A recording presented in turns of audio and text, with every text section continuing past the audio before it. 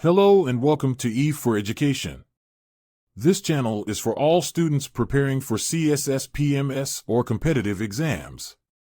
The channel benefits the history, politics, and social sciences students equally. So if you still need to subscribe to our channel, subscribe now and press the bell icon.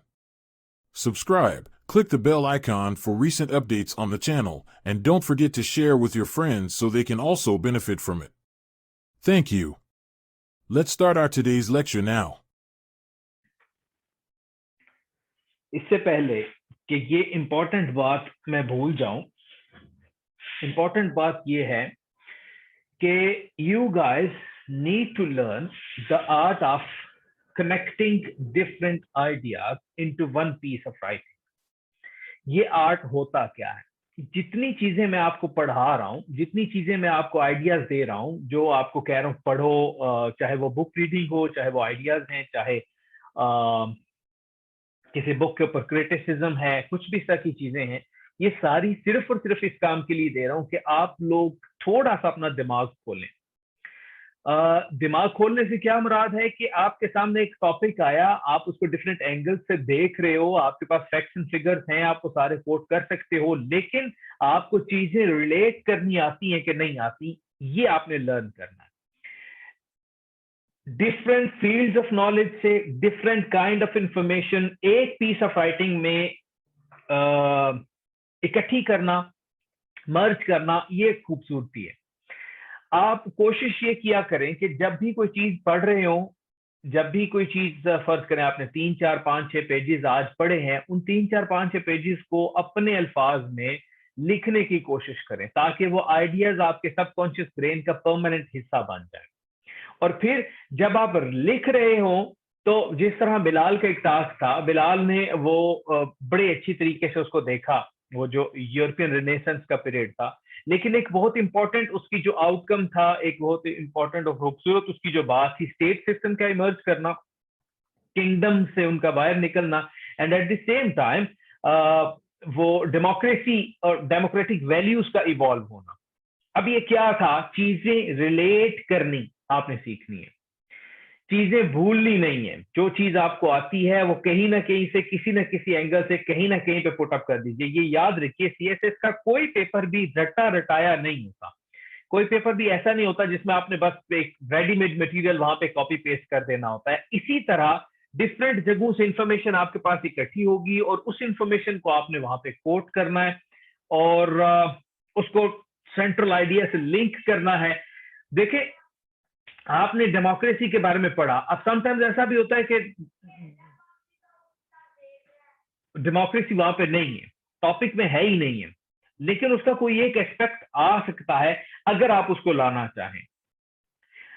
Right up करने की कोशिश करें, apart from the task जो मैं आपको देता हूं, उसके अलावा भी अगर आप खुद से कोई चीज लिखें, आपके जहन में कोई आइडिया आया अपनी तरफ से और आप वो मेरे साथ शेयर करना चाहते हो, मुझे चेक करवाना चाहते हो, आप जरूर करवाएं, मुझे उससे खुशी होगी। ये चीज मुझे बाद में भूल जानी थी, इसलिए मैंने कहा ये मैं आपको पहले बता दूं। The art of relating different things, इधर से उधर से सारे नॉलेज को इकट्ठा करके ना वो किसी एक चीज में पुट अप करना। जब आपके पास बॉडी ऑफ दी ऐसे आती है, सबसे पहला काम आपका ये है, सबसे पहला टास्क आपका ये है कि आपने सब्जेक्टिविटी को मिनिमम लेवल पर ले जाना होता है। आपका सबसे पहला काम ये होता है कि आपने अपनी जाती राय को इंपॉर्टेंस नहीं देनी। आप खुद क्या सोचते हैं, क्या समझते हैं, ये चीजें सेकेंडरी इंपॉर्टेंस की हैं, प्राइमरी इंपॉर्टेंस की नहीं है। प्राइमरी इंपॉर्टेंस किन चीजों को है? एक मिनट रुकिएगा।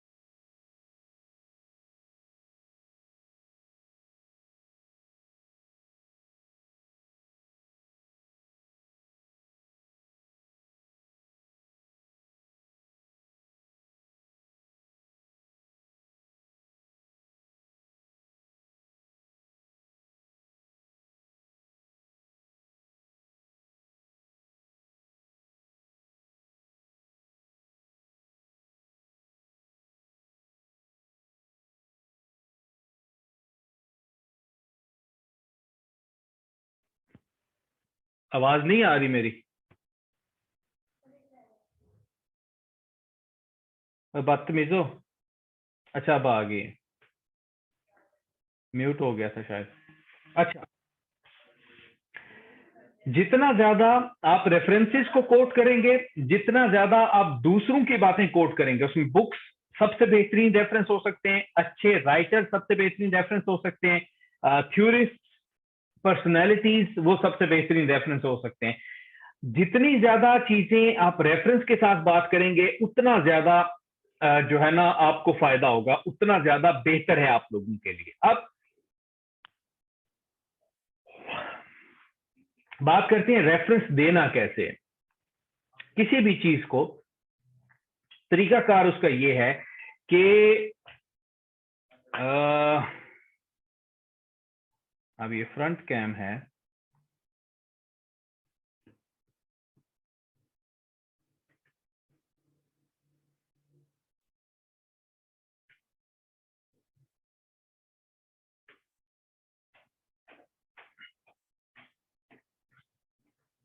चलें ये मैं आप लोगों के साथ व्हाइट बोर्ड शेयर कर रहा हूं। रेफरेंस देने का तरीकाकार क्या होता है। यहां से आपने एक पैराग्राफ शुरू किया,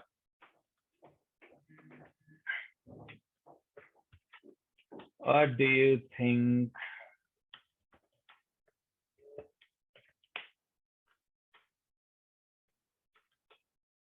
ये मैं वैसे रैंडमली लिख रहा हूं, आपने भी इसी तरह रैंडमली लिखना है। ये पैराग्राफिंग आप कर रहे हो, ठीक है।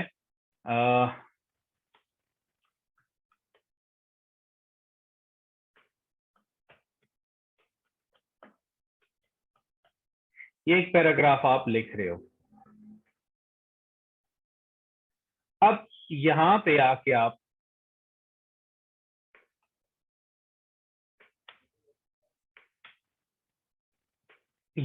किसी को कोट करने का जो मैं तरीका बताना चाह रहा हूं वो इस तरह होता है। या आपने पैराग्राफिंग में आइडेंटिफिकेशन दे दी, यहां पे आप कहते हो writer of why Nations fail narrates almost same situation। अब यहां पे आप क्या करेंगे,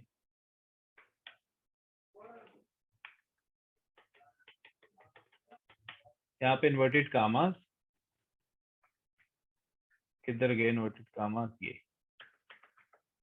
ये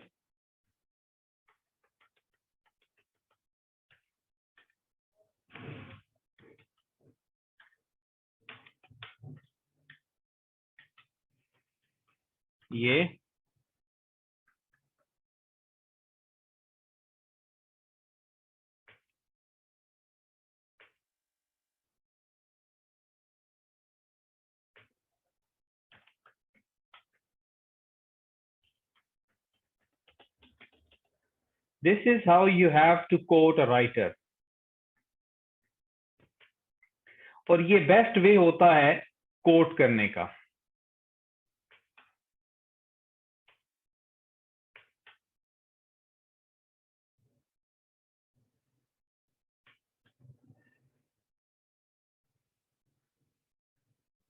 यहाँ पे इन्वर्टेड कामास क्लोज्ड, आपकी कोटेशन खत्म हो गई है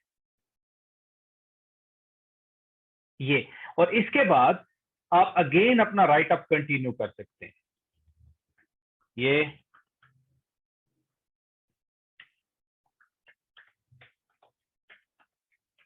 वैसे ही कंटिन्यूटी में चलता जाएगा। यहां पे आपका वो पूरा आइडिया खत्म हो गया। सो असूली तौर पे तरीकाकार क्या होता है कि जब भी आपने किसी चीज को कोट करना है, किसी चीज का रेफरेंस देना है, किसी चीज की के साथ अपनी आर्गुमेंट को रिलेट करना है, तो पहले सबसे अपना आर्गुमेंट प्रेजेंट कीजिए।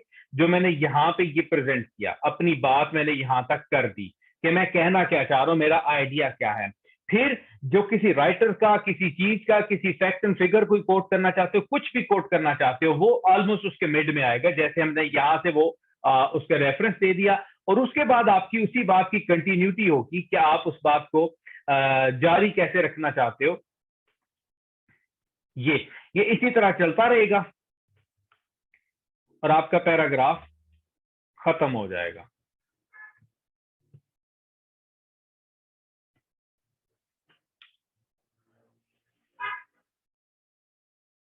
ये that is how you have to quote something. अब समटाइम्स होता है स्टूडेंट्स किसी कोटेशन से अपना आर्गुमेंट शुरू करते हैं, किसी दूसरे की बात से अपनी बात को लेकर चलते हैं। आप उसको भी अपना सकते हो, लेकिन ज्यादा बेहतर यह है कि आप अपनी बात पहले करें और फिर उसकी बात को उसके साथ रिलेट करें।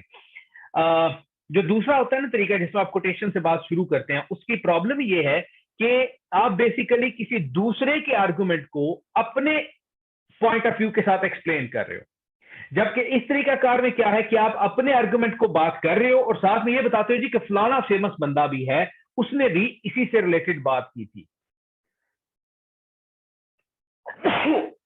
अल्हम्दुलिल्लाह, इस चीज की समझ आ गई कि आपने किसी भी आर्गुमेंट को, किसी भी चीज को कोट कैसे करना है। यहां तक अंडरस्टूड?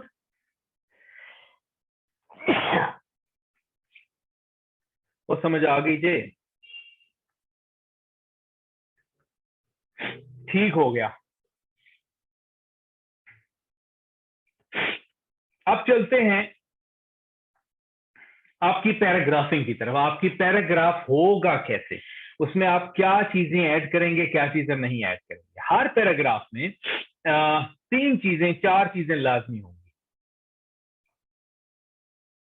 एक आपका सबसे पहले ओपनिंग सेंटेंस होगा, मैं यहां पे लिखता हूं,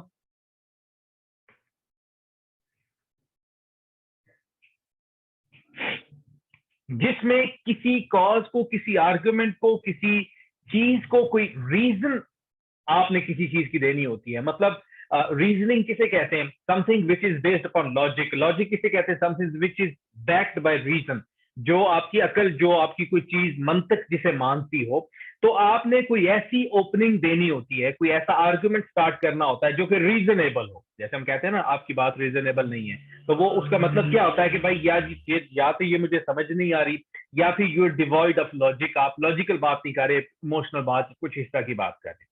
सो आपने ओपनिंग सेंटेंस पहले लिखना है, सबसे पहला, किसी भी आर्गुमेंट को, किसी भी पैराग्राफ को स्टार्ट करने का। फिर आपने, जैसे हमने इंट्रोडक्टरी पैराग्राफ की पहली लाइन में किया था, ओपनिंग सेंटेंसेस जिसमें आप डायरेक्टली उस चीज के बारे में बात करते हो, then you explain that first line. Sometimes होता क्या है कि जो भी चीज आप लिख रहे होते हो, आपके ज़हन में वो क्रिस्टल क्लियर होती है, बिल्कुल आपको बिल्कुल उसकी समझ आ रही होती है, लेकिन जो रीडर होता है उसके ज़हन में या तो उसके मल्टीपल मीनिंग्स हो सकते हैं, या फिर हो सकता है उसको उसकी समझ ही ना आई कि आप कहना क्या चाह रहे हो।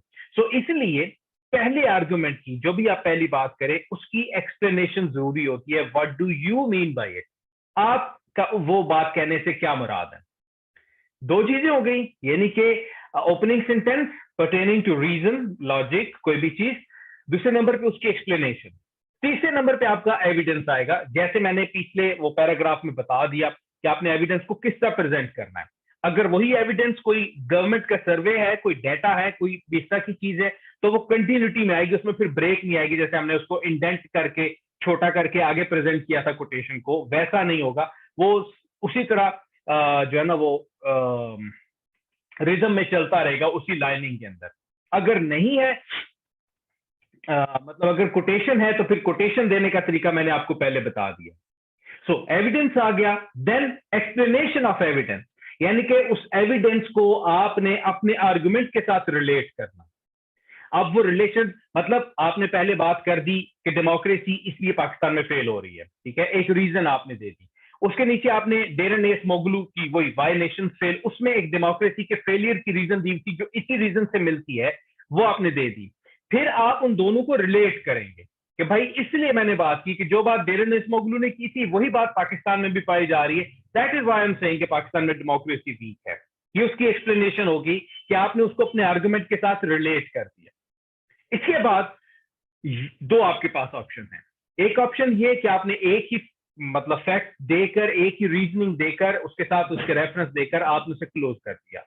एंड पे मिनी थीसिस या मिनी कंक्लूजन आ जाएगा कि आपने उस हासिले बहस जिसे कहते हैं कि पूरी बात से रिजल्ट क्या निकलता है, आपने उससे क्या नतीजा क्या निकाला, या तो वो आ जाएगा, या फिर एविडेंस बी, यानी कि कोई सेकंड रेफरेंस भी आपके पास है कि आपने एक डेरेन एसमोगलू की बात कर दी, दूसरी आप पाकिस्तान के कुछ स्टैटिस्टिकल डाटा देना चाहते हो, वो भी आ जाएगा और उसी की एक्सप्लेनेशन भी आ जाएगी।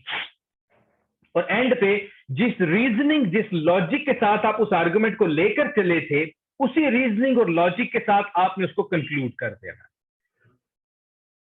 That is a theme, that is आप कैसे कहते हैं, एक पूरा पैकेज समझ लीजिए। किसी भी पैराग्राफ को लिखने का एक तरीकाकार है। ओपनिंग सेंटेंस, एक्सप्लेनेशन, रेफरेंस या एविडेंस और उसकी एक्सप्लेनेशन, फिर कोई और रेफरेंस है तो वो और उसकी एक्सप्लेनेशन, अगर नहीं है तो सेकंड जो थर्ड स्टेप जो था एविडेंस वाला, उसके बाद हम लोग कंक्लूजन की तरफ आ जाएंगे, उसी पैराग्राफ को एंड कर देंगे। इस चीज की समझ आ गई, ये इंपॉर्टेंट चीज है, बिकॉज इसी से रिलेटेड आपने इन्हीं रूल्स को फॉलो करते हुए आपने पूरा ऐसे लिखना होता है। हर बॉडी पैराग्राफ के यही असूल है।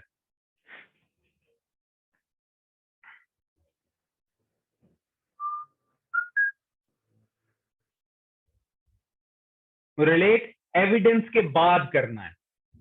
जहां पे आर्गुमेंट आप दे चुके हो, उस आर्गुमेंट को आप ऊपर जो बात कर चुके हो उसके साथ रिलेट करना है, यानी कि एविडेंस के बाद रिलेशन आएगा। जी असद साहब, एक्सक्यूज कर दिया आपको। एक्सक्यूज मी की बजाय अगर बंदा क्वेश्चन पूछते तो ज्यादा खूबसूरत बात नहीं है। एडे तुसी सोफिस्टिकेटेड ना बनया करो।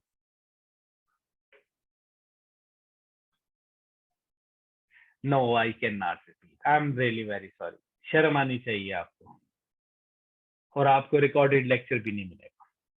तालियां।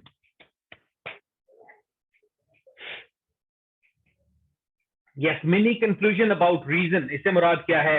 रीजन हमने शुरू में बात की थी। पहला हमारा आर्गुमेंट क्या है कि आपने opening sentence pertaining to reason, कोई एक लॉजिकल बेस्ड ओपनिंग सेंटेंस होगा, उसी लॉजिक को आपने कंक्लूड करना है कि ये बात हम लेकर चले थे, वो हमने बात प्रूव कर दी है। इसको मिनी कंक्लूजन कहते हैं।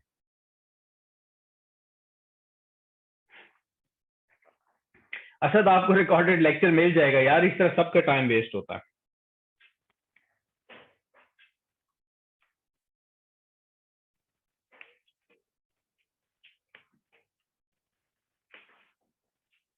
अच्छा, आगे चलते हैं। मतलब ये हमारी होगी पैराग्राफिंग का असूल।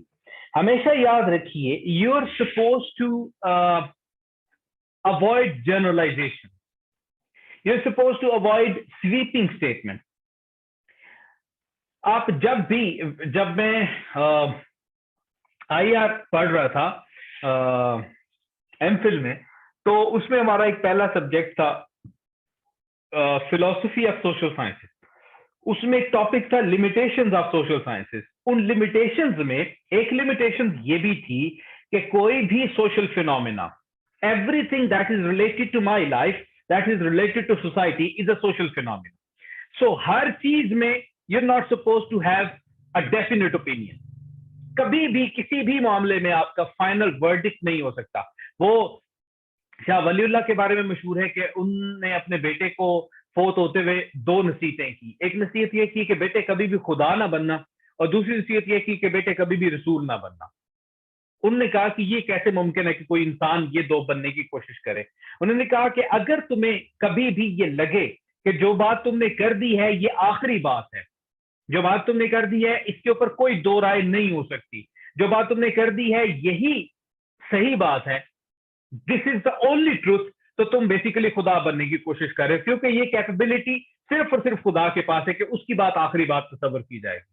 और दूसरा, रसूल बनने वाली बात, अगर तुम्हें ये लगे कि तुम्हारी किसी बात की रिजेक्शन की बेस पर वो बंदा जो है वो घटिया हो गया, ये कमतर हो गया तुमसे, मतलब वो तुम्हारे साथ अगर डिसएग्री कर रहा है तो तुम उसे डिसओन कर दो, तुम उसके साथ ताल्लुकात खराब कर दो, या उसका दूसरा ओपिनियन है, तुमसे हटकर कोई ओपिनियन है और वो तुम्हें हजम नहीं हो रहा, तो basically you are trying to become a prophet. क्यों? ये प्रॉफिट की ही खसूसियत है कि उसकी बात को कोई सेकंड ओपिनियन के साथ रिजेक्ट नहीं कर सकता, बिकॉज उसकी बात खुदा की बात होती है बेसिकली। सो इन दोनों चीजों से तुमने अवॉइड करना है। That is what happens in your social sciences, that is a beautiful principle for social sciences. किसी चीज के बारे में भी आपने फाइनल वर्डिक्ट प्रेजेंट नहीं करनी होती। किसी चीज के बारे में भी ये नहीं आप कह सकते, मतलब सोशल साइंसेस आप ये कहे जी के दो, आपका दीन आपको कहता है, लेकिन आप ये कहें कि सिर्फ मुसलमानों ने जन्नत में जाना और किसी ने भी नहीं जाना, हालांकि ये सोशल फिनोमेना नहीं है, या अगली दुनिया के बारे में आप कोई बात करें, या आप ये कह सकते हैं जी कि मैं this is the only truth, यही सच है, या वो आप इसका कह सकते हो कि जो इल्म मैंने हासिल कर लिया अब इसके बाद कोई इल्म हासिल नहीं कर सकता, या वो हमें, वो जो हमारी टीचर थी ना, वो हमेशा हमें ये कहती थी कि whenever you're quoting something which is related to society, always bring about some kind of, मतलब आप एक, मैं आपको एग्जांपल देता हूं, आप ये कहते हो कि this is the most important reason of the failure of democracy in Pakistan, ये एक स्टेटमेंट है। इसी को अगर आप बैलेंस करना चाहते हो तो आप क्या कह सकते हो, this is one of the most, one of अगर आपने ऐड कर दिया, मतलब और भी रीजंस हैं लेकिन ये एक रीजन है, आपने उसको बैलेंस कर दिया। अगर आप ये कहते हो it is a very well known fact, it is an established reality that, आगे जो भी आप बात कर रहे हो, या आप ये कहते हो रिसर्च हैज शोन दैट, आगे आप जो भी बात कर रहे हो, लेकिन उसके साथ कोई भी चीज एविडेंस आप ऐड नहीं कर रहे, उसके साथ कोई भी आप रेफरेंस नहीं दे रहे, तो ये बेसिकली आप चीजों को जनरलाइज कर रहे हो। जैसे वो कहा जाता है ना, अक्सर हमारे ऊपर इल्जाम लगाते हैं जी मुसलमान जो है, मुस्लिम्स आर टेररिस्ट, तो what is this, this is a blanket statement, या इवन ये भी कहना majority of Muslims are terrorist, that is also a blanket statement. आप ये कह सकते हो some of the Muslims are terrorist, तो आपने कभी भी, it is not good to make generalizations, you must always present the evidence.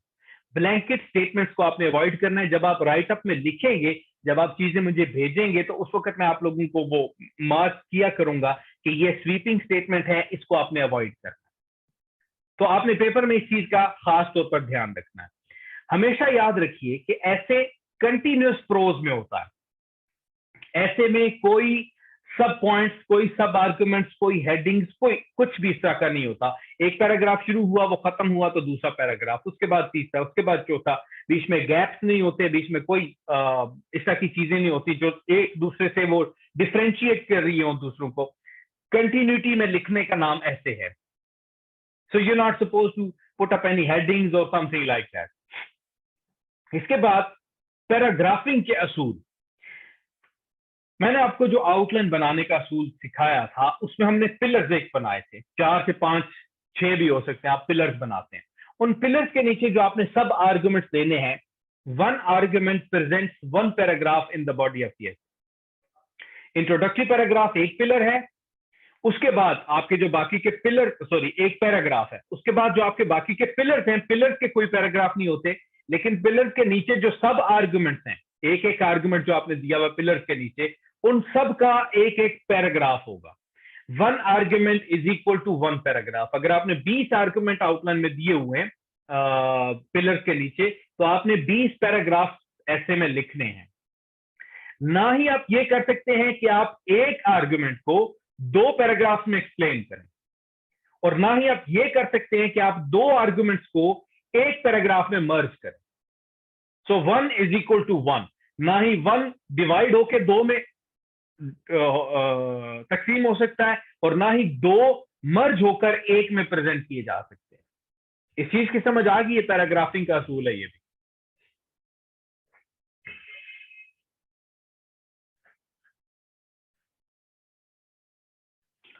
और समझ आ गई जे, नहीं आई, मैं बताता हूं।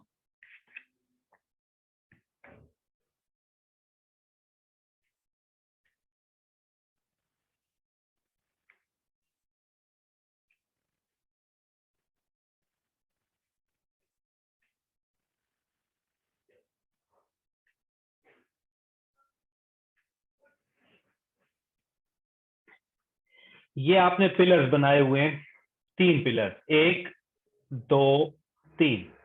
हर पिलर के नीचे 1 2 3 4 5 आर्गुमेंट इसके नीचे, 5 इसके नीचे, 4 इसके नीचे।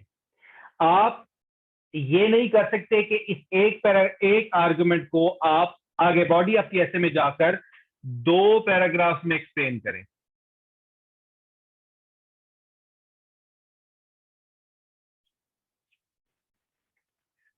ऐसा आप नहीं कर सकते कि एक आर्गुमेंट को 2 पैराग्राफ उसके लिए आप लिखें। एक ये आप नहीं कर सकते, और दूसरा आप क्या नहीं कर सकते,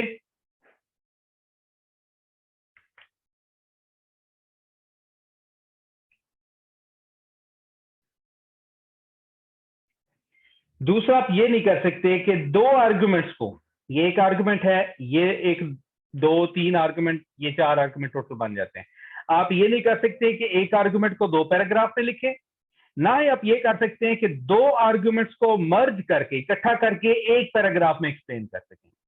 1 point is equal to 1 paragraph, second point second paragraph, third point third paragraph, fourth point fourth paragraph, fifth point fifth paragraph, इस तरह ये चलेगा। 1 argument is equal to 1 paragraph। ना ही 2 आर्गुमेंट्स मर्ज होंगे, ना ही एक आर्गुमेंट 2 पैराग्राफ में डिवाइड होगा। जी, आपका काम इसी वजह से चेक नहीं हुआ था कि एक पैराग्राफ आपको कहा गया था आइडिया लिखने का, आपने 2 लिखा था। अच्छा जी, ये पैराग्राफिंग का असूल हो गया। अब जब आप लिख रहे हो तो कोशिश कीजिए कि आप बैलेंस्ड आर्गुमेंट प्रेजेंट करें। किस तरह के आइडियाज में बैलेंस्ड आर्गुमेंट देना है, मैंने आपको एक सोशलिज्म और कैपिटलिज्म का एक टास्क दिया था। अब ये क्या चीज है, इसमें सोशलिज्म को सपोर्ट करने वाले और उसके अगेंस्ट जाने वाले लोग भी मौजूद हैं, कैपिटलिज्म को सपोर्ट करने वाले और उसके अगेंस्ट जाने वाले लोग भी मौजूद हैं। आपका ये काम बिल्कुल नहीं है कि आप दोनों में से किसी एक की साइड लें कि ये अच्छा है और ये गलत है। आपका काम ये क्या है, एनालिसिस प्रेजेंट करने वाले बंदे का क्या काम होता है कि आप दोनों के प्रोज और दोनों के कॉन्स प्रेजेंट करें। You are suppose to present a balanced argument. लेकिन अगर उसने पूछा हुआ है कि ये बेहतर है कि वो बेहतर है, तो फिर आर्ग्यूमेंट्स के थ्रू आपने ऑब्वियसली प्रूव करना है किसी एक को बेहतर। अ डेफिनेट ओपिनियन या वर्डिक्ट कभी कभार डिलीवर किया जा सकता है, लेकिन उसके अलावा आपको हमेशा क्रिटिकल अप्रोच अपनानी चाहिए। और क्रिटिकल अप्रोच क्या होती है कि आप खुद को साइड पे रख के क्रिटिसिज्म करते हैं, और वो न्यूट्रल होता है, और उसमें आप जितने भी एस्पेक्ट्स उसके हो सकते हैं आप उतने एस्पेक्ट्स प्रेजेंट करते हो। ये भी कोशिश कीजिए कि आपके पास जो ऐसे आया है, फॉर एग्जाम्पल वो एनालिटिकल ऐसे है, पर्सुएसिव ऐसे है, किसी किस्म का भी ऐसे हो सकता है, आप मल्टीपल फील्ड्स ऑफ नॉलेज से इंफॉर्मेशन वहां पे प्रेजेंट करें। देखिए, मैं आपको सोशलिज्म और कैपिटलिज्म भी, जो कि इकोनॉमिक थीरीज हैं, मैंने आपको रेनेसेंस का भी बताया जो कि सोसाइटी से रिलेटेड है, वेस्टर्न हिस्ट्री से रिलेटेड है। मैंने आपको अल मुकदमा का बताया जो इस्लाम से रिलेटेड है, इस्लामिक हिस्ट्री से रिलेटेड है, और जनरली हिस्ट्री लिखने के प्रिंसिपल से रिलेटेड है। अब ये सारी चीजें हैं क्या, बेसिकली मैं आपको डिफरेंट फील्ड्स ऑफ नॉलेज के लिए प्रिपेयर कर रहा हूं, ताकि आप जब कोई ऐसे लिखे तो आप मल्टीपल हिस्ट्री से भी, फिलोसफी से भी, सोशल साइंसेस से भी, पॉलिटिक्स से भी, आईआर से भी, डिफरेंट जगहों से आप आर्गुमेंट प्रेजेंट करके उसको दें, उसको पता चले कि ये वेल रेड आदमी है। सो ये चीज आपने ज़हन में रखनी है। कोटेशंस ऐसे में हो सकती हैं, कस्टमरली होनी चाहिए, बहुत ज्यादा नहीं होनी चाहिए। ऐसा नहीं कि हर पेज पे आपने एक कोटेशन घुसाई, एक दो कोटेशन घुसाई हुई है, एक दो पेजेस के बाद एक आध कोटेशन आ जाए तो दैट इज फाइन। आपने स्पीच एब्रीवेशंस को अवॉइड करना है। कैन नॉट पूरा लिखना है, कांट नहीं लिखना। डू नॉट पूरा लिखना है, डोंट नहीं लिखना। वुड नॉट पूरा लिखना है, वुडंट नहीं लिखना। ये कोशिश कीजिए, बल्कि ये लाजमी है कि आप एकेडमिक स्टाइल ऑफ राइटिंग अपनाएं। एक जर्नलिस्टिक स्टाइल ऑफ राइटिंग होता है जिसमें आप इमोशंस को स्टर अप करते हो और आप स्लैंग लैंग्वेज भी उसमें यूज करते हो, आप फॉर्मल अल्फाज इस्तेमाल नहीं करते। जबकि एकेडमिक स्टाइल ऑफ राइटिंग में आपने फॉर्मली लिखना होता है, कोई जर्नलिज्म जैसे सेंसेशनलिज्म क्रिएट नहीं करना होता। आपके आइडियाज और वर्ड्स रिपीट नहीं होने चाहिए। आपका राइट अप स्मूथ और कम्युनिकेटिव होना चाहिए। स्मूथ राइट अप और कम्युनिकेटिव वही होता है जो पढ़ते हुए बंदे का दिल करे कि मैं आगे भी पढ़ता जाऊं, बंदे का ये दिल ना करे यार इसने क्या बोल दिया हमारे लिए, बस करो मिट्टी पाओ। हमेशा कोशिश कीजिए कि पेपर चेकर ने कौन सी एक बात इस टॉपिक में आपसे पूछी है, कोई एक आर्गुमेंट उसने पूछा हुआ होता है, और उस एक आर्गुमेंट के ऊपर आपके सारे पॉइंट्स जो है ना वो एनसर्कल होने चाहिए एक पॉइंट के ऊपर, और वो सारे उसके साथ लिंक हो रहे होने चाहिए। इसको कहते हैं ऐसे में फोकस रखना, किसी सेंट्रल आइडिया के साथ लिंक्ड रहना। लेंथ के बारे में याद रखिए कि आपने टॉपिक को एडिक्वेटली एड्रेस करना है, पहली बात तो ये नहीं समझना कि मतलब ये ना हो कि आप पेपर देकर आए और फिर आप कहें यार ये आर्गुमेंट भी था, ये भी लिख सकता था, ये लिख सकती थी, ये भी ऐड हो सकता था, ये भी हो सकता था।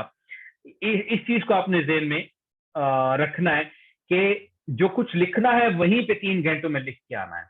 फिर दूसरे नंबर पे ये ज़हन में रखिए कि क्वांटिटी से ज्यादा क्वालिटी मैटर करती है।